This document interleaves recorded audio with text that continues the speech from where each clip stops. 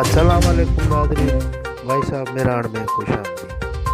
ख़बर शामिल कयूं था सालेपट मां सपोर्ट करे रहिया अब्दुल सत्तार भाई। सालेपट जे रेगिस्तानी इलाइक़े ॻोठ फतेह मोहम्मद बमरो में गवर्नमेंट बॉयज़ प्राइमरी स्कूल ख़ैर मोहम्मद बमरो जे नाले सां गुज़िरियल 22 सालनि खां स्कूल मंज़ूर त थियल आहे, पर उन में उस्ताद मुक़ररु न थियो आहे, जंहिं जे ख़िलाफ़ ॻोठाणनि ऐं शागिर्दनि एहतिजाजी मुज़ाहिरो कयो ऐं नारेबाज़ी में चयो त उस्ताद मुक़ररु कयो, उस्ताद मुक़ररु कयो।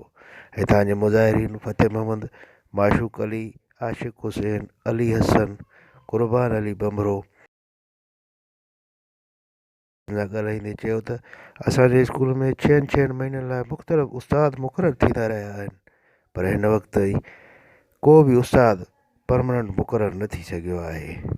केतिरो ई अरसो गुज़री वियो आहे, पर असांजे स्कूल में नई बिल्डिंग ॾिनी वई आहे ऐं नई को मुकमल तरह उस्ताद ॾिनो वियो आहे।